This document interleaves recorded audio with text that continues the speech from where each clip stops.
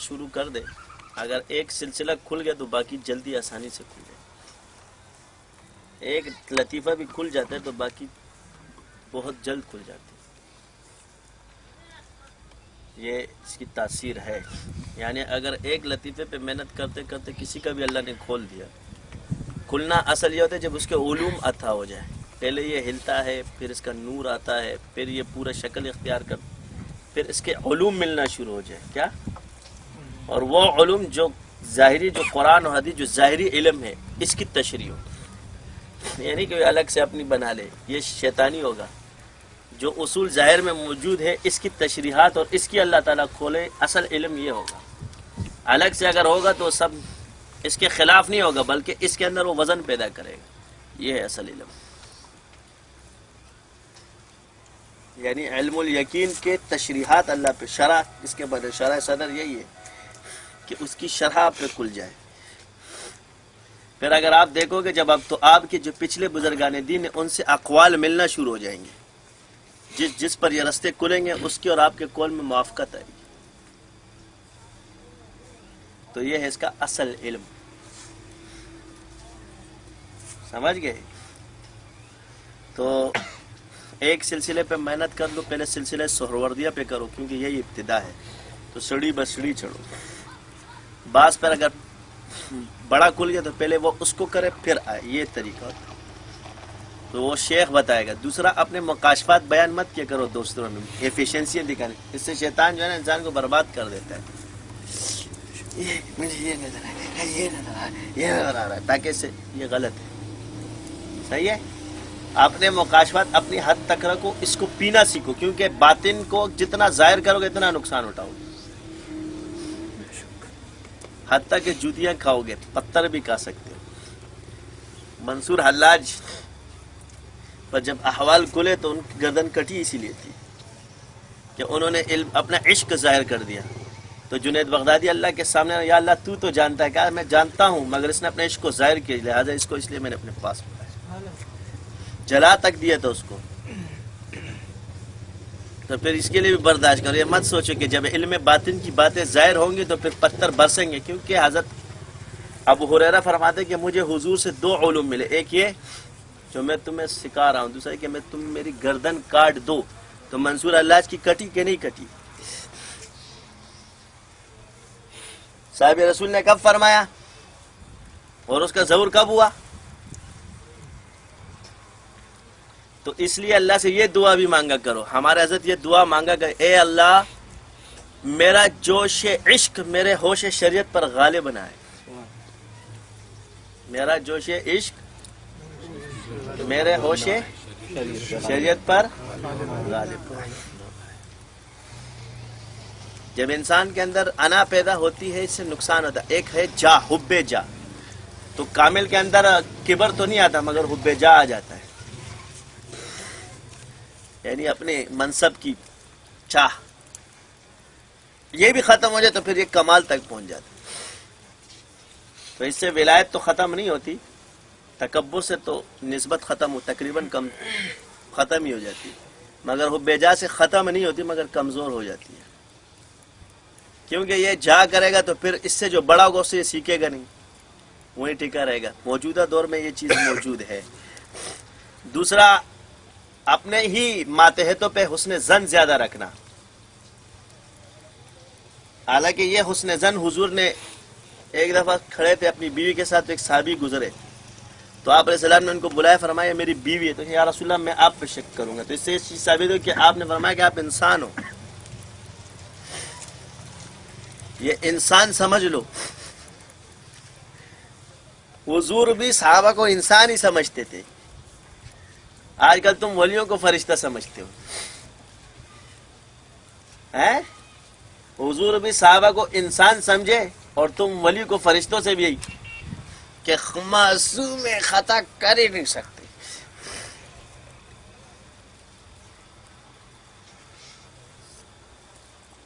فرشتے معصوم اس لیے ہیں کہ ان کے ساتھ نفس نہیں ہے، جو خواہشات نفسانیہ یہ نہیں ہے ان کے ساتھ.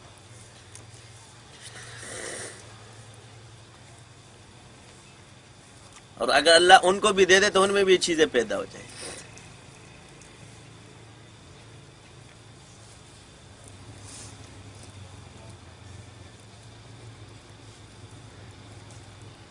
تو یہ چیزیں کہ وہ انسان سمجھے اور ہم پتہ نہیں ان کو کیا سمجھے، اس پر کہ کل شیطان آپ کے دل میں ڈال سکتا ہے کہ یا یہ کیا تھا، تو دیکھو شک پیدا ہو سکتا ہے۔ آج کل کے بزرگان دین کی ایک بات یہ بھی ہے، اللہ والوں کے پاس یہ چھوٹے چھوٹے بچے جا جا کے پتہ نہیں کیا کیا باتیں پہنچاتے ہیں، تو ان بزرگوں کا حسن ظن اپنے شاگردوں پر اتنا قوی ہو چکا ہے کہ اس پر وہ فیصلہ قائم کر دیتے ہیں۔ تو میری عرض وہاں یہی ہوگی کہ وہ اس چیز کو چھوڑ دے، اگر ان کی تحقیق نہ ہو تو اس پہ حسن ظن بھی نہ رکھے اس معاملے میں کہ وہ کسی کی بات ان تک پہنچائے، کیونکہ تحقیق کے لیے بالمشافہ اس آدمی کا ملنا فرض ہے، اس کے ساتھ صاحب معاملہ کا کسی پہ یقین نہیں کیا جا سکتا کہ یہ خبر اس تک پہنچانے والا صحیح ہے کہ نہیں ہے۔ پھر فیصلہ قائم کرنے کے لیے ایک ہی گواہی قبول نہیں ہوگی۔ یہ تھوڑی ہے کہ صاحب معاملہ موجود نہیں ہو، یہاں سے 4 نے گواہی دے دی، اس نے زنا کیا تھا، آپ نے حد جاری کر دی۔ موجودہ دور میں جھوٹ زیادہ ہو چکا ہے۔ ایک جو یہ ہمارے سرکاری فرشتے ہوتے ہیں، سرکاری فرشتے کیونکہ وہ تو سرکاری فرشتہ ہے، اس کو شک میں تو رہنا ہے ہر وقت، تو اس کے اعتماد میں بندہ پورا نہیں ہوتا۔ جس آدمی کی جس ماحول میں تربیت ہوتی ہے،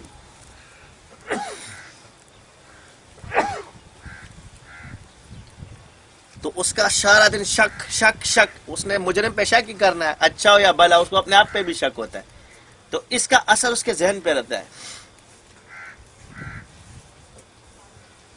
کہ یہ بندہ ٹھیک ہے کہ نہیں ہے، خرانا ہے یا فلانا ہے، ڈمکانا ہے۔ اب لوگ کہتے ہیں یار یہ کیوں کرتے ہیں، تو یہ تو ان کا کام ہے، وہ شک نہ کرے تو ملک کیسے چلے؟ تو تمہاری اگر تحقیق واقعی کرتے تو اس سے پریشان مت ہوا کرے، اور بغض بھی نہ رکھو، بلکہ وہ اپنا فرض نبھا رہے، اچھا کام کر رہے۔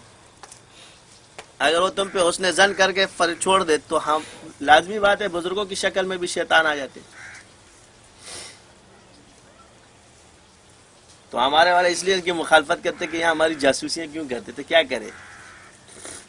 جاسوسی تو اللہ نے تم پہ پیچھے 2 جاسوس لگائے ہیں، سارا دن تمہارا لکھتے ہیں،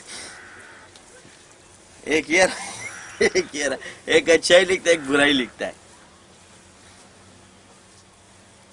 لگائے ہوئے کہ نہیں لگائے ہوئے؟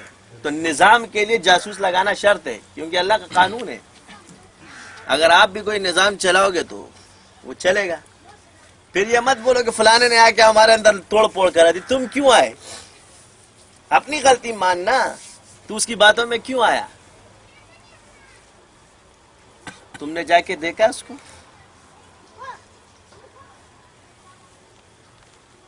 تو میں ان چیزوں سے کبھی پریشان نہیں ہوتا، کیونکہ میں چور نہیں ہوں۔ کیا ہم تو ظاہر ہے، تم کیا لکھو گے؟ زیادہ سے زیادہ مجھے گناہگار لکھو تو میں اعتراف کرتا ہوں، فرشتہ تو میں ہوں نہیں، نہ میں بن سکتا ہوں۔ تو انسان تو ہر حال میں گناہگار ہے، اور پھر کہہ رہا داغ داغ مت کرو، سب داغدار ہے، بے داغ اگر کوئی ہے تو ایک پروردگار ہے اس دور میں۔ اب رہی یہ بات، پھر گناہوں کا توازن کرو۔ یہ نہیں ہوتا کہ کتنے گناہ، یہ گناہ کثرت سے کرتا ہے یا کم کرتا ہے، اس کی نیکیاں زیادہ ہے یا گناہ زیادہ ہے، یہ ترازو دیکھا جاتا ہے۔ اگر اس کی نیکیاں زیادہ ہے اور گناہ کم ہے تو 90% جو فصل تیار ہوتا ہے اس میں وہ سیب بھی لے لیا جاتا ہے جو تھوڑا سا داغدار ہو، وہ بھی کھاتے میں آ ہی جاتا ہے۔ پھر وبا ہے، ہر طرف ظلمت ہے، اندھیرا ہے، تو آسان کام تو نہیں ہے۔ یہ شراب پیتے ہیں اور کباب پیتے ہیں، کرتے ہیں ہم بھی مانتے ہیں، بس فرق اتنا ہے کہ وہ ظاہر کے گناہ میں مبتلا ہے، ہم لوگ باطن کے گناہ میں۔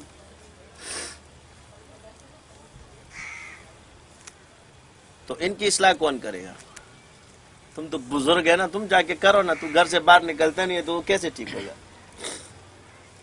اگر تم اس کو ابو جہل کی اولاد کہتے ہو تو حضور ابو جہل کی اولاد، جب حضور ابو جہل کے پاس 101 مرتبہ گئے تو تو بھی ابو جہل کی اولاد کے پاس 101 مرتبہ سے زیادہ جائے گا۔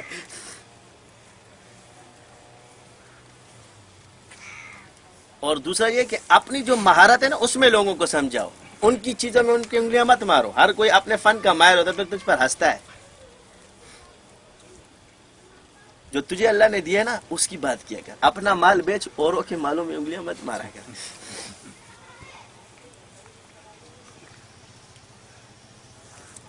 تو ایک چیز یہ کہ ایک سلسلے پر جب آپ کی محنت ہوگی تو انشاءاللہ اللہ کا. دوسری نسبت خاص مقصود کیا؟ اللہ کی رضا. مقصود مخلوق کی رضا نہیں ہے. اللہ نے اگر آپ کو نسبت عطا کر دی تو پھر اس میں دو حالتیں آتی ہیں انسان پر. ایک یہ ہوتی ہے کہ اللہ اس کو چھپا دے، یعنی شہرت سے اس کو دور رکھے اور یہ اپنے اس میں رہے اور صرف اللہ سے رابطہ. تو یہ گناہگار نہیں ہو گئے بزرگ. اگر اس نے اس وقت چاہا کہ میں مخلوق میں مشہور ہو جاؤں تو یہ نفس پرست کہلائے گا، یہ گناہگار ہو جائے گا. اور اگر یہ اس بات پہ خوش ہوا کہ جس بزرگ کو اللہ نے ظاہر دیا اور اس سے لوگ دین کا کام پھیل رہا ہے تو اس کو خوش ہونا چاہیے اور یہ اس کے لیے دعا کرے تو یہ اس کے حصے میں خود بخود شامل ہو جائے گا. یہ دو طریقے ہوتے ہیں، ایک ظاہر اور ایک باطن. اور اگر کسی پہ ظاہر کی اللہ نے دے دی کہ تو ظاہر ہو جا اور جاؤ، لیکن یہ مشائخ کو بتائے گا، خود ہی سے نہیں ہوگا کہ مجھ کو حکم ملا ہے. آج کل سب کو حکم ملتے ہیں. اس کا بڑا ان کا امیر جو ہے اس کے پاس جائے گا. یہ تو اللہ تعالیٰ کے ایک عجیب وہ ہے. دیکھو مجدد عرف ثانی پر جب سلسلہ کھل رہا تھا خواجہ باقی باللہ کو اپنے احوال بتاتے تھے. خواجہ باقی باللہ رحمۃ اللہ علیہ پھر وہ عمل کا اللہ ان پہ وہ راز کھولتا ہے. ہاں یہ ٹھیک ہے. اب مرید پہ نئی چیز کو لیے نا، مگر شیخ کو بتایا، اللہ نے شیخ کو الہام کیا اور انہوں نے تصدیق کی کہ ہاں یہ احوال تجھ پہ صحیح کھل رہے. یہاں مرید کیا ہوتا ہے، خود ہی بیٹھ جاتا ہے پیرانے پیر صاحب بیٹھ کے، شیخ صاحب نے میرے پہ احوال کھل رہے ہیں، شیخ کو بھی نہیں بتانے. شیخ اللہ نے بنایا اس لیے کہ آپ اس کو اپنے احوال بتاؤ. اپنے سارے احوال جا کے شیخ کے سامنے رکھو. اور یہ اللہ کی قدرت ہے کہ جہاں تصرفات شیطانی چلے گا فوراً اللہ بتائے کہ یہ چیز غلط ہے.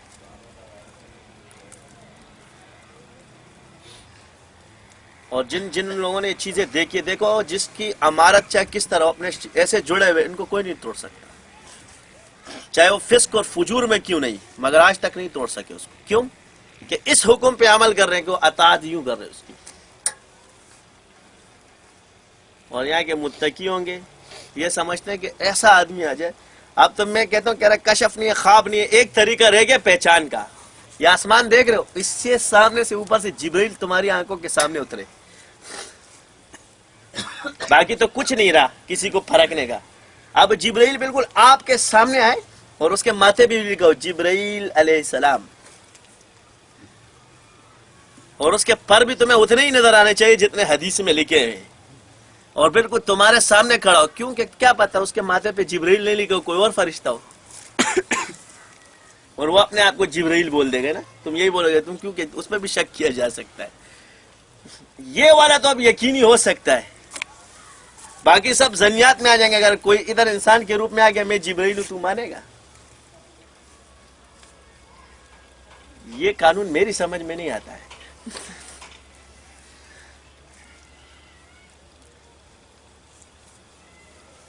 تو نبی تو نہیں ہے کہ جبرائیل تیرے سامنے کھڑا ہو جائے گا.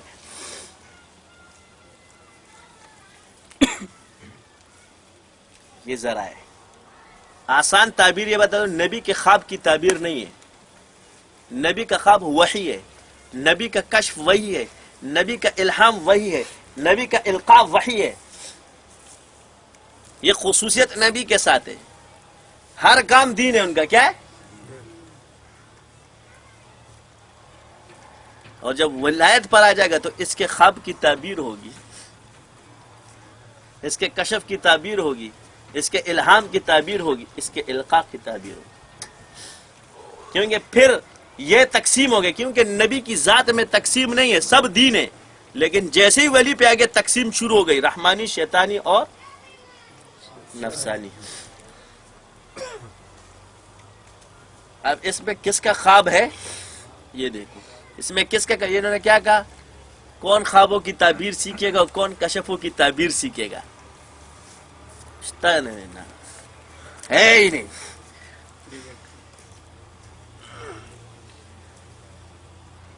یہ سارا مکاشفات کا علم ہے. جس کو تم شرح صدر کہتے ہو یہ ہے ہی مکاشفے کا علم، اس میں ہی تو سینہ کھلتا ہے.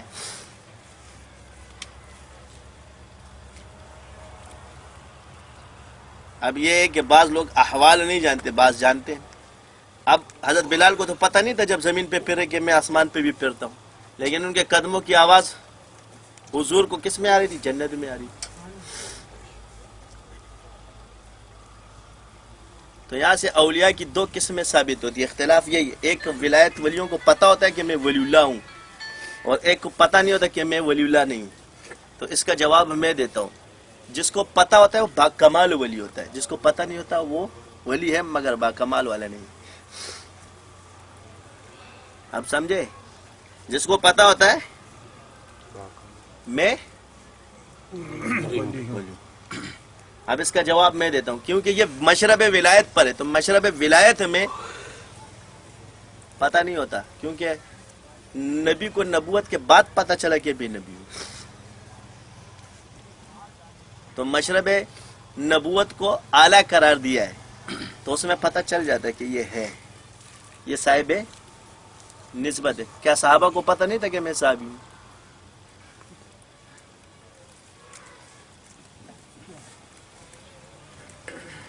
تو پھر اس میں کس میں بعض کو اللہ نے چھپا دیا ہے، بعض کو ظاہر کر دیا. تو علی حجویری رحمۃ اللہ علیہ کا مسلک ہے کہ ولی کو اپنی ولایت کا پتہ ہوتا ہے، اور بعض نے اس کو لے لیا کہ ولی کو اگر ولایت کا پتہ ہی نہیں تو پھر اس میں پڑھے کیوں.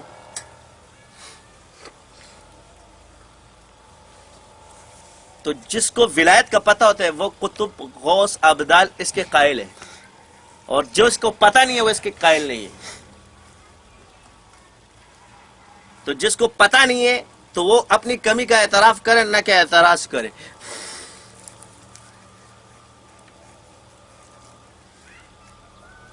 سمجھے؟ جس کو پتہ ہے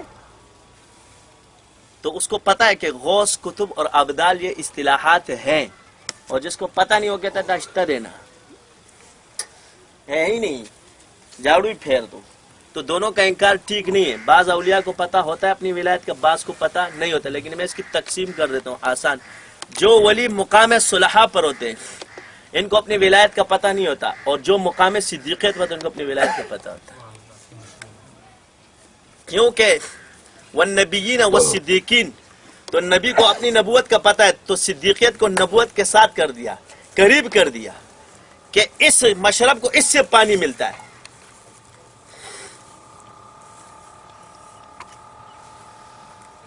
ٹھیک ہے. اس کے بعد والنبیین والصدیقین والشہداء، تو صدیقین کو شہداء کے ساتھ کرتے، شہید کا پتہ چل جاتا ہے، جیسے ہی شہید ہوتا ہے پتہ چل جاتا ہے، کیونکہ اب اس کی قربت کس کے ساتھ ہے؟ صدیقیت کے ساتھ ہے. تو اس کے مقام کا پتہ چلا. اب جو صدیق تو جو شہید تب پہلے چنا گیا تھا کہ اس کو اللہ شہادت دے گا، اس کو یہ پتہ نہیں تھا کہ میں شہید ہوں گا کہ نہیں ہوں گا.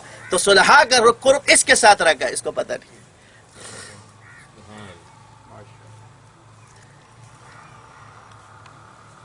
اب یہاں پر وصال کے بعد یہ شہید ہوا تو صدیقیت کے ساتھ قرب آ گیا.